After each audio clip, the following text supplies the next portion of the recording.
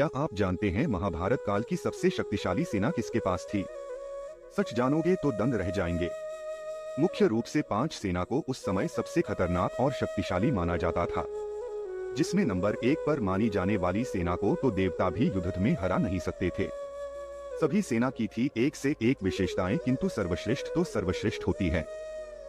वैसे द्वापर युग में महाभारत काल में जहां कई सारे शक्तिशाली योद्धाओं का वर्णन मिलता है, जिनमें अधिकतम समय केवल बड़े बड़े योद्धाओं का ही नाम सुनने को मिलता है, जैसे भीष्म पितामह, भगवान श्री कृष्ण, अर्जुन, कर्ण, दुर्योधन, भीम इत्यादि। परंतु जब दो राज्यों में युद्ध होता था तब उसमें सिर्फ योद्धा ही युद्ध में विजय नहीं है, बल्कि उनके पीछे और आगे लड़ रही सेना भी महत्वपूर्ण भूमिका होती थी। जहां घोड़े सवार, हाथी सवार, पैदल सैनिक हो या तीरंदाज, सभी के सभी बढ़ चढ़कर युद्ध में हिस्सा लेते हैं और शायद उन्हीं के बल पर पूरे के पूरे युद्ध को जीता जाता है। महाभारत के युद्ध में भी ऐसा ही हुआ था। जहां कौरवों के पास 11 अक्षौहिणी सेना थी तो वही पांडवों के पास 7 अक्षौहिणी सेना थी। पांडव सिर्फ अर्जुन, भीम आदि योद्धा और भगवान श्री कृष्ण की चतुराई से नहीं जीते, बल्कि उनके पीछे उनकी सेना और सैनिकों का भी महत्वपूर्ण योगदान रहा था, जिस वजह से महाभारत काल में पांडवों की जीत हुई थी। जी हाँ दोस्तों, महाभारत काल में सैन्य शक्ति का सर्वाधिक महत्व था। बड़े बड़े राज्य सबसे शक्तिशाली सेना बनाने में युद्ध का प्रशिक्षण और खर्च किया करते थे, जिसने उस समय कुल 5 राज्यों की सेना को सबसे शक्तिशाली माना जाता था। दोस्तों, क्या आप जानते हैं वह 5 सेना किस राज्य की थी? यदि आप जानते हो या अंदाजा लगा सकते हो तो हमें कमेंट में जरूर बताइए। वह कौन से 5 राज्य थे जिनकी सेना को उस समय सर्वाधिक शक्तिशाली माना जाता था, जिनके साथ लड़ने में अच्छे अच्छे देश डरते थे? चलिए जानते हैं। सबसे पहले शुरू करते हैं उस 5 में कम शक्तिशाली सेना से। शक्तिशाली सेना की सूची में 5वें नंबर पर है पांचाल सेना। पांचाल सेना जिसका नेतृत्व राजा ध्रुपद और उनके पुत्र धृष्टद्युम्न किया करते थे। वही सत्यजीत उन विशाल सेना का सेनापति। कुरुक्षेत्र के युद्ध में पांडवों के सबसे करीबी पांचालों को माना जाता था। पौराणिक भारत में जो सबसे अगरीब जातियां, उनमें क्रूर जाति में पांचाल प्रमुख मानी जाती थी। बड़े बड़े राज्य उनसे युद्ध नहीं करते थे। पांचाल सेना हर तरह की युद्ध नीति में काबिलियत रखती थी। उसके सैनिक भी निष्ठावान और शौर्यवान थे। सारे कौरव मिलकर भी पांचाल के सैन्य को हरा नहीं सके थे। कुरुक्षेत्र युद्ध में पांचालों ने एक अक्षौहिणी सेना पांडवों को दी थी, जिसके अंदर 21,870 रथ, 21,870 हाथी, 65,610 घोड़े सवार और 1,09,350 पैदल सैनिक होते थे। और इस अक्षौहिणी सेना की अगुवाई कर रहे थे स्वयं राजा ध्रुपद। महाभारत का युद्ध कितने में पांचाल सेना ने अहम भूमिका निभाई थी। इन्हीं शक्तिशाली सेनाओं की सूची में चौथे स्थान पर है इंद्रप्रस्थ की सेना। हस्तिनापुर का जब विभाजन हुआ था तब पांडवों को खांडवप्रस्थ की भूमि दी गई थी। इसी स्थान पर बड़े प्रयासों से अपने कौशल के बल पर पांडवों ने इंद्रप्रस्थ को बनाया था। इसके साथ साथ स्वयं युधिष्ठिर के राजसूय यज्ञ के बाद, जिसका नेतृत्व स्वयं भीम, अर्जुन, नकुल और सहदेव ने किया था, इंद्रप्रस्थ की धन संपत्ति और सेना बहुत अधिक बढ़ गई थी। जिस सेना के सेनापति स्वयं भीम और अर्जुन जैसे महान योद्धा थे, उनके राज्य पर आक्रमण करने का कोई सोच भी नहीं सकता था। और इसी के चलते अर्जुन, भीम, नकुल और सहदेव ने अपने भाई युधिष्ठिर के लिए स्वयं पूरे के पूरे भारतवर्ष को जीत लिया था और तभी युधिष्ठिर चक्रवर्ती सम्राट कहलाए थे। वहीं महाभारत के युद्ध को जीतने के बाद जब पांडव विजय हुए तब हस्तिनापुर और इंद्रप्रस्थ आपस में मिल गए थे। इंद्रप्रस्थ की सेना यानी कि पांडवों की सेना भी एक अक्षौहिणी सेना से ज्यादा थी और उनके सेनापतियों के बल पर ही उनकी शक्ति 2 गुनी हो गई थी। शक्तिशाली सेना के तीसरे स्थान पर आती है हस्तिनापुर की सेना, जिसके सेनाध्यक्ष स्वयं पितामह भीष्म थे। पितामह भीष्म की यह सेना अस्त्र शस्त्र और युद्ध कौशल से सुसज्ज अत्यंत शक्तिशाली थी। हस्तिनापुर में पहले राजा शांतनु ने, फिर उनके पुत्र विचित्रवीर्य ने और उसके बाद पांडु ने राज्य किया था। उनके राज्य की रक्षा का उत्तरदायित्व स्वयं भीष्म पितामह ही थे। हस्तिनापुर जो शक्तिशाली सेना के साथ पहले से ही बहुत शक्तिशाली राज्य था। उसके बाद जब सेना की कमान भीष्म पितामह को मिली तब राज्य उन्होंने पूरे सैन्य को विशिष्ट तालीम और युद्ध अभ्यास और शस्त्र अस्त्र, हाथी, घोड़े, वाहन आदि से प्रबल बनाया था। उस समय काशी राज्य जो मगध का मित्र राज्य था और उनके नरेश की पुत्रियों को जब भीष्म अगवा करके लाए थे तो कोई कुछ भी नहीं कर पाए था।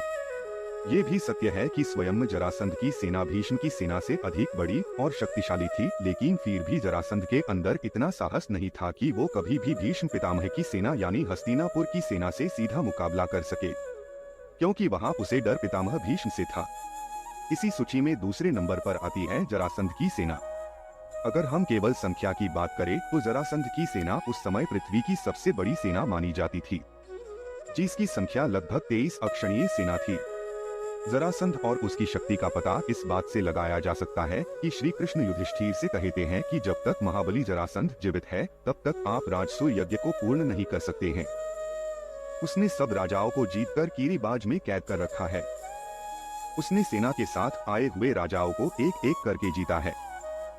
आगे श्री कृष्ण कहते हैं कि उस समय हम भी जरासंध से पीड़ित होकर मथुरा को छोड़ द्वारिकापुरी में चले गए थे और अब तक वही निवास करते हैं। श्री कृष्ण के वचनों से ही ये अनुमान लगाया जा सकता है कि मगध देश की सेना जिसका नेतृत्व जरासंध करते हैं वो कितनी बड़ी होगी। शिशुपाल, कक्षराज, तंत्वक, राजमेघ, सुप्रसिद्ध हंस, भाग, भगदत्त, रुक्मी, ओरुम, वासुदेव आदि कई शक्तिशाली राजा जरासंध के आगे नतमस्तक रहते थे और उसका समर्थन भी करते थे। जरासंध ने अपनी सेना में आदिवासियों को भी सम्मिलित कर रखा था। एकलव्य के पिता धनु ने भी उनकी सेना में सेनापति का कार्य किया था और बाद में एकलव्य भी उनकी सेना से जुड़ गए थे।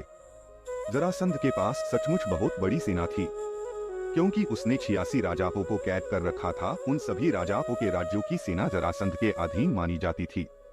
इसीलिए जरासंध की सेना में उस समय 5,03,010 रथ, 5,03,010 हाथी, 15,09,030 घोड़े सवार और 25,15,050 पैदल सैनिक मौजूद थे। इस बात से आप अंदाजा लगा सकते हैं कि जितनी महाभारत युद्ध में सेना नहीं लड़ी उतनी तो अकेले जरासंध के ही पास हो गई थी। अब बात करते हैं नंबर 1 पर आने वाली सबसे शक्तिशाली सेना की। ये वो कोई और नहीं बल्कि स्वयं भगवान श्री कृष्ण बलराम की नारायणी सेना। द्वारिया साम्राज्य के भगवान श्री कृष्ण की सेना को सर्वकालीन सर्वोच्च सेना कहा जाता है। महाभारत काल में इस पूरी सेना को अहीर जाति का बताया गया है। कहते हैं कि नारायणी सेना का सैया उस समय आज के समय की मार्शल आर्ट और गोरिल्ला युद्ध जैसी कलाओं से सजे थे। उन सभी सैनिकों को इस कला का ज्ञान और अभ्यास भगवान श्री कृष्ण ने स्वयं कराया था। नारायणी सेना के डर से कई राज्यों ने द्वारिका के खिलाफ लड़ने की कोशिश तक नहीं की, क्योंकि द्वारका में कृष्ण की राजनीति और यादवों की प्रतिमा के माध्यम से अधिकांश खतरों को पहले ही हर कर लिया था। नारायणी सेना का उपयोग करते हुए यादवों ने अपने साम्राज्य को अधिकांश भारत में विस्तृत कर दिया था और इस बात की पुष्टि स्वयं भगवान श्री कृष्ण ने भी की थी कि नारायणी सेना अजय है। जब कुरुक्षेत्र युद्ध के आरंभ होने से पहले ही अर्जुन और दुर्योधन श्री कृष्ण से सहायता मांगने आए थे, तब श्री कृष्ण ने दुर्योधन से पहले ही अर्जुन को प्रस्ताव दिया था। श्री कृष्ण ने नारायणी सेना का व्याख्यान करते हुए कहा था, मेरे पास 10 करोड़ लोगों की विशाल सेना मौजूद है, जो सबके सब मेरे जैसे ही बलिष्ठ शरीर वाले हैं। उन सब की नारायण संख्या है और वह सभी युद्ध में डटकर लोहा लेने वाले हैं। एक और तो वह दुर्दांत शासनिक युद्ध के लिए निर्धार रहेंगे, वही दूसरी और मैं अकेला रहूंगा। परंतु ना तो मैं युद्ध करूंगा और ना ही कोई शस्त्र धारण करूंगा। लेकिन आपको जानकर हैरानी होगी कि नारायणी सेना की संख्या 11 अक्षणीय सेना थी, लेकिन उसमें से केवल और केवल 1 अक्षणीय सेना का ही उपयोग स्वयं दुर्योधन ने किया था। बाकी की नारायणी सेना ने कभी भी महाभारत के युद्ध में हिस्सा नहीं लिया था। भगवान श्री कृष्ण के सेनापति कृतवर्मा की सेना नारायणी सेना के एक भाग ने ही दुर्योधन की सेना की ओर से युद्ध लड़ा था, जो अपने आप में ही 1 अक्षणीय सेना थी। महाभारत में भीम आ गया है कि महाभारत के युद्ध में युद्ध के आखिरी दिन तक नारायणी सेना के सैनिक डटकर मुकाबला कर रहे थे, किंतु पांडव पक्ष में भगवान श्री कृष्ण और अर्जुन स्वयं नारायण के रूप में थे, इसीलिए वह उनसे जीत नहीं सकते थे। अन्यथा उस समय संपूर्ण नारायणी सेना का पृथ्वी पर कोई मुकाबला नहीं कर सकता था। यदि बात करें पूरी नारायण सेना की, तो जिसमें भगवान श्री कृष्णा और बलराम हो, उस सेना के सामने खड़े होने से देवता तक भी डर जाते थे, इसीलिए कोई भी उसका मुकाबला नहीं कर सकता है और वह उस समय की अजय सेना मानी जाती थी। यह थी महाभारत काल की 5 सबसे शक्तिशाली सेना, जिनका मुकाबला करने से हर कोई डरता था और महाभारत काल के अंत में ये सभी सेना एक दूसरे में विलीन हो गई। जहाँ द्वारिका की नारायणी सेना नष्ट हुई, हस्तिनापुर की सेना स्वयं जाकर इंद्रप्रस्थ की सेना के साथ मिल गई। पांचाल और जरासंध की सेना भी आपस में मिलकर स्वयं चक्रवर्ती सम्राट युधिष्ठिर के अधीन हो गई थी। महाभारत में सभी सेना के विषय में और भी कई रोचक कहानियां छिपी है, जिसे हम आपको बताते रहेंगे। बस आप हमारे चैनल को सब्सक्राइब कर दीजिए ताकि आपको सबसे पहले नई जानकारियां मिलती रहे। धन्यवाद।